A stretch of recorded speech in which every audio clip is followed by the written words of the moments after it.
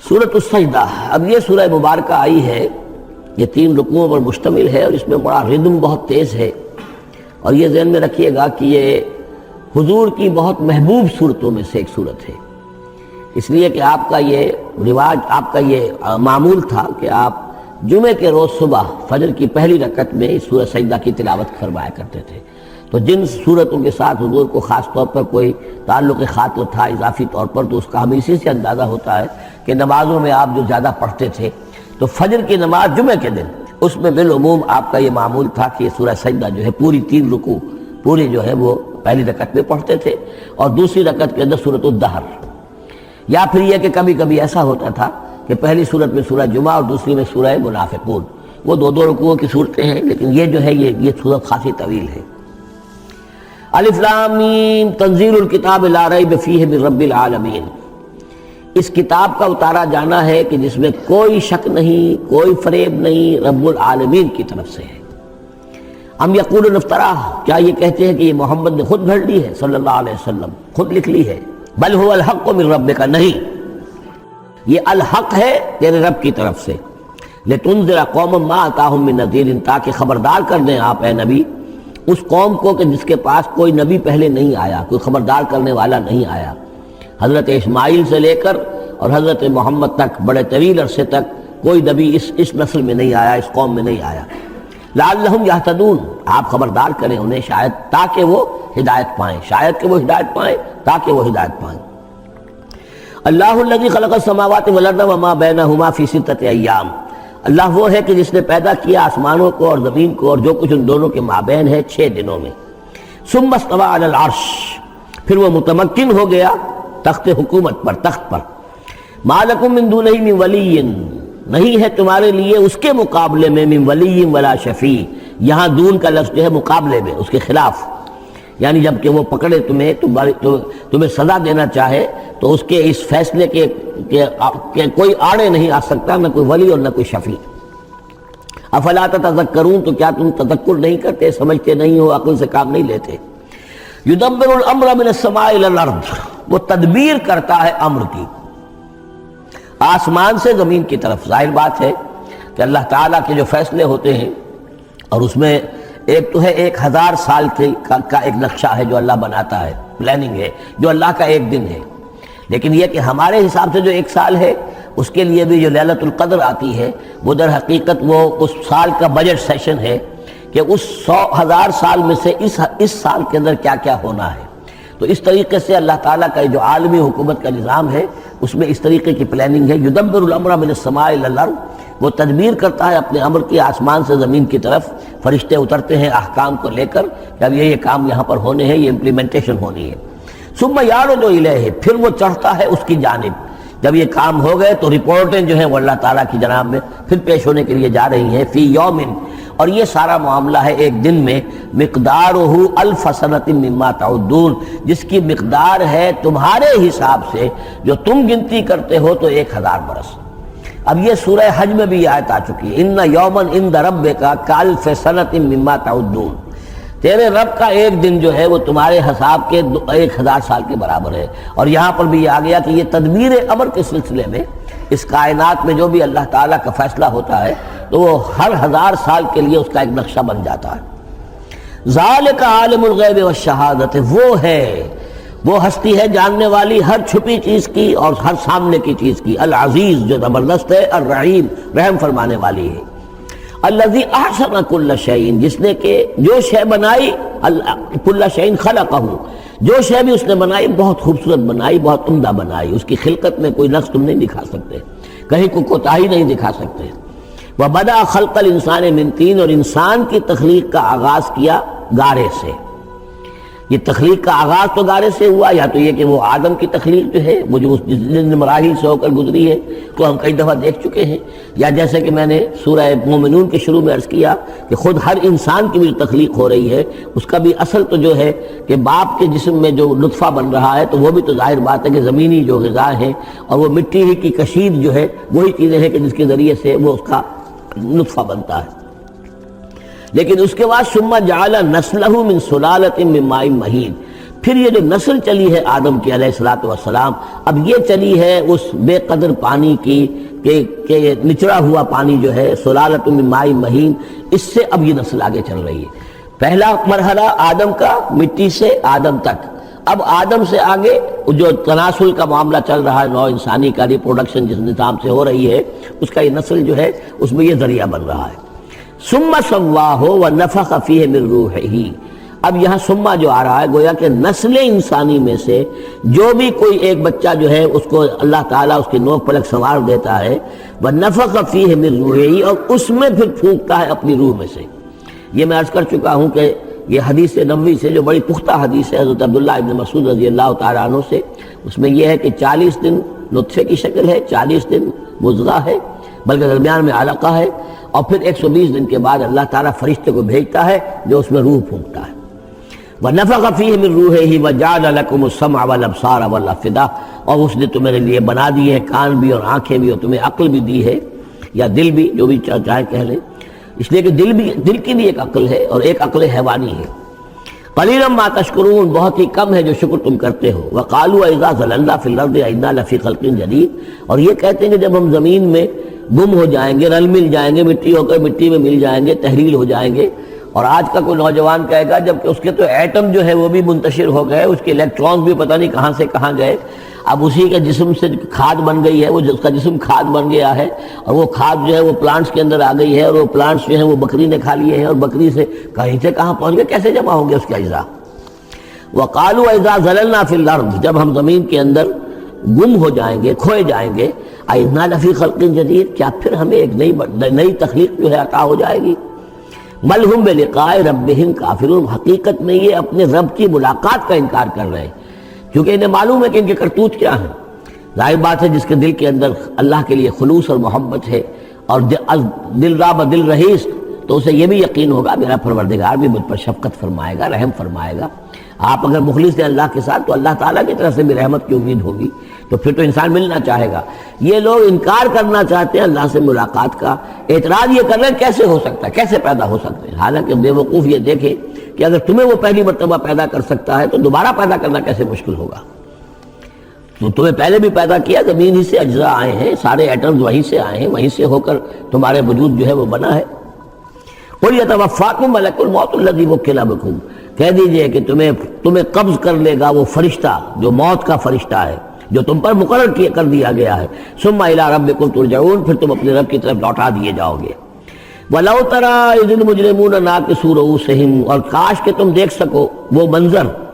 جبکہ یہ مجرم کھڑے ہوں گے سر ڈالے ہوئے اپنے پروردگار کے سامنے۔ ربنا ابصرنا وسمعنا، وہ کہیں گے پروردگار اب ہم نے دیکھ لیا، حقیقت ہم پر منکشف ہو گئی، اب ہم نے سن لیا، ہر بات جو ہے ہم نے پا لی۔ فرجعنا، تو ایک دفعہ ہمیں دنیا میں لوٹا دے، نعمل صالحا، اب ہم نیک عمل کریں گے، انا موقنون، اب ہمیں یقین آ گیا، ایمان کیا، ایمان سے بھی آگے کی بات، اب تو پورا یقین ہمیں حاصل ہو گیا۔ وَلَوْ شِئْنَا لَآتَيْنَا كُلَّ نَفْسٍ هُدَاهَا، اگر اسی طرح ہم نے ہدایت دینی ہوتی پردے اٹھا کر تو دنیا ہی میں ہم سب کو جو ہے ہدایت دے دیتے۔ اب فائدہ جو ہے اب ایمان لانے کا کوئی فائدہ نہیں ہے، اب تو جزا کا وقت ہے، یہ اب وہ امتحان کا وقت ختم ہو چکا۔ وَلَوْ شِئْنَا لَآتَيْنَا كُلَّ نَفْسٍ هُدَاهَا وَلَكِنْ حَقَّ الْقَوْلُ مِنِّي، لیکن میری طرف سے تو یہ میرا فیصلہ جو ہے یہ ثابت ہو چکا ہے، پختہ ہے، صادر ہو چکا ہے۔ لَأَمْلَأَنَّ جَهَنَّمَ مِنَ الْجِنَّةِ وَالنَّاسِ أَجْمَعِينَ، کہ میں جہنم بھی تو میں نے بنائی ہے نا، آخر اس کے لیے بھی مجھے ایندھن چاہیے، تو اب تو یہ کہ تم لوگ اس کا ایندھن بنو گے، اب تمہیں جنات اور انسان جو بھی تھے، جو باغی تھے ہمارے، اب ان کو اس جہنم کے اندر جھونک کر رہیں گے۔ فَذُوقُوا بِمَا نَسِيتُمْ لِقَاءَ يَوْمِكُمْ هَٰذَا، اب چکھو ذرا مزہ اس چیز کا جو تم نے آج کے دن کی ملاقات کا انکار کیا یا اسے نظر انداز کیے رکھا۔ انا نسیناکم، ہم نے بھی اب تمہیں نظر انداز کر دیا، اب ہم سے بات نہ کرو، لا تکلمون، اب مجھ سے بات نہ کرو۔ وذوقوا عذاب الخلد بما کنتم تعملون، اور جو کچھ تم کرتے رہے اس کی پاداش میں اب ہمیشگی والا عذاب چکھو۔ انما یؤمن بآیاتنا الذین اذا ذکروا بها، میری ایمان رکھنے والے تو ہماری آیات پر وہ لوگ ہیں کہ جب انہیں ہماری آیات کے ذریعے سے تذکیر کی جاتی ہے، نصیحت کی جاتی ہے، انہیں سنائی جاتی ہے، خروا سجدا، وہ سجدے میں گر پڑتے ہیں، وسبحوا بحمد ربہم، اور وہ اپنے پروردگار کی حمد کے ساتھ تسبیح کرتے ہیں، وہم لا یستکبرون، اور وہ گھمنڈ نہیں کرتے، تکبر نہیں کرتے۔ یہ آیت سجدہ ہے۔ تتجافی جنوبہم عن المضاجع، رات کے اوقات میں ان کے پہلو بستروں سے دور رہتے ہیں، علیحدہ رہتے ہیں رات کو۔ یبیتون لربہم سجدا وقیاما، ایک تو وہ شخص ہے کہ ساری رات پڑا سوتا رہتا ہے، اور ایک وہ ہے کہ جو وقفے وقفے سے اٹھتا ہے، اللہ کو یاد کرتا ہے، کبھی کھڑا ہے کبھی سجدہ کر رہا ہے۔ تو ان کے پہلو جو ہیں وہ ان کے بستروں سے علیحدہ رہتے ہیں۔ یدعون ربہم خوفا وطمعا، اپنے رب کو پکارتے رہتے ہیں، دعا کرتے رہتے ہیں اپنے رب سے، خوف کے ساتھ بھی اور طمع کے ساتھ بھی۔ انہیں امید بھی ہوتی ہے، لالچ بھی ہوتا ہے کہ اللہ تعالیٰ رحم فرمائے، مغفرت فرمائے، لیکن ڈر بھی رہتا ہے کہ کہیں ہماری پکڑ نہ ہو جائے۔ وَمِمَّا رَزَقْنَاهُمْ يُنْفِقُونَ، اور جو کچھ ہم نے انہیں دیا ہے اس میں سے پھر وہ خرچ کرتے ہیں ہماری رضا جوئی کے لیے۔ فَلَا تَعْلَمُ نَفْسٌ مَّا أُخْفِيَ لَهُم مِّن قُرَّةِ أَعْيُنٍ، تو کسی جان کو نہیں معلوم، کسی انسان کو نہیں معلوم کیا کچھ چھپایا گیا ہے ان کے لیے ان کی آنکھوں کی ٹھنڈک کے واسطے، یعنی جنت میں ہم نے کیا کچھ چھپایا ہوا ان کے لیے کوئی نہیں جانتا۔ فَلَا تَعْلَمُ نَفْسٌ، کوئی نہیں جانتا۔ اسی مضمون کو اصل میں حضور نے ادا کیا ہے کہ مَا لَا عَيْنٌ رَأَتْ وَلَا أُذُنٌ سَمِعَتْ وَمَا خَطَرَ عَلَىٰ قَلْبِ بَشَرٍ، باقی جو چیزیں بیان کی گئی ہیں ان کے بھی اصل حقیقت تو وہاں کھلے گی، لیکن پھر بھی یہ تو ابتدائی نزل ہے، پہلی مہمان نوازی ان چیزوں سے ہے جن کا کہ قرآن مجید میں ذکر ہے، جن کو کہ ہم سمجھ سکتے ہیں۔ اصل نعمتیں جو جنت کی ہیں وہ تو یہ فلا تعلم نفس، کوئی نہیں جانتا کیا کچھ چھپایا گیا ان کے لیے، اللہ تعالیٰ نے کیا کچھ تیار کر کے رکھا ہوا ہے ان کی آنکھوں کی ٹھنڈک کا سامان۔ جزاء بما كانوا يعملون، وہ بدلہ ہوگا ان کے اعمال کا۔ افمن کان مومنا کمن کان فاسقا، تو بھلا ایک شخص کہ جو مومن ہے کیا وہ ایسا ہو جائے گا جیسے فاسق ہو؟ کیا ان کا انجام برابر ہوگا؟ لا یستوون، نہیں وہ برابر نہیں ہو سکتے۔ اما الذین آمنوا وعملوا الصالحات، یقیناً وہ لوگ جو ایمان لائے اور جنہوں نے نیک عمل کیے، فلہم جنات المأویٰ، ان کے لیے تو وہ باغات ہیں جہاں ان کو ٹھکانہ دیا جائے گا۔ نزلا بما كانوا يعملون، اور یہ ہوگی ان کی ابتدائی مہمان نوازی۔ نزل عربی میں کہتے ہیں مہمان جیسے آئے، نزیل اترا ہے وہ اپنی سواری سے، گھوڑے سے آیا ہے، اونٹ پر آیا ہے،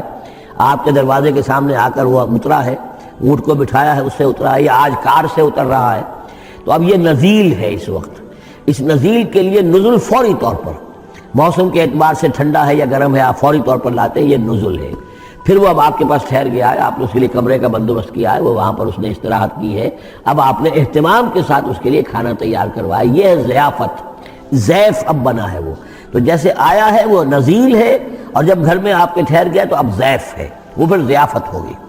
تو وہ چیزیں جو ہیں ما لا عین رأت ولا اذن سمعت وما خطر علی قلب بشر، یہ اصل میں ضیافت خداوندی ہے، اور یہ نزل ہے جس کا ذکر قرآن مجید میں اس تفصیل سے آیا ہے۔ وَأَمَّا الَّذِينَ فَسَقُوا فَمَأْوَاهُمُ النَّارُ، اور جو لوگ سرکش تھے اور جنہوں نے نافرمانی کی تھی ان کا ٹھکانہ آگ ہے۔ كُلَّمَا أَرَادُوا أَن يَخْرُجُوا مِنْهَا، جب بھی وہ چاہیں گے کہ وہاں سے نکل بھاگیں، أُعِيدُوا فِيهَا، پھر انہیں اسی میں لوٹا دیا جائے گا۔ وَقِيلَ لَهُمْ ذُوقُوا عَذَابَ النَّارِ الَّذِي كُنتُمْ بِهِ تُكَذِّبُونَ، اور ان سے کہا جائے گا چکھو اب مزہ اس عذاب کا، آگ کے عذاب کا جس کو تم جھٹلاتے رہے تھے۔ وَلَنُذِيقَنَّهُم مِّنَ الْعَذَابِ الْأَدْنَىٰ دُونَ الْعَذَابِ الْأَكْبَرِ لَعَلَّهُمْ يَرْجِعُونَ، یہ ہے آیت نمبر 21 اس سورہ مبارکہ کی، اور آیت نمبر 41 تھی سورہ الروم کی۔ ظہر الفساد فی البر والبحر بما کسبت ایدی الناس لیذیقہم بعض الذی عملوا لعلہم یرجعون، ہم لوگوں کے کرتوتوں کے کچھ اعمال کی سزا دنیا میں دے دیتے ہیں، شاید کہ جاگ جائیں، ہوش میں آ جائیں اور یہ لوٹ آئیں، پلٹ آئیں، توبہ کریں۔ یہاں فرمایا ہم لازماً انہیں چکھائیں گے مزہ چھوٹے عذاب کا، ادنا، عذاب الادنا، دون العذاب الاکبر، اس بڑے عذاب سے پہلے پہلے، لعلہم یرجعون، شاید کہ یہ جاگ جائیں، شاید کہ ہوش میں آ جائیں، شاید کہ لوٹ جائیں، شاید کہ توبہ کریں۔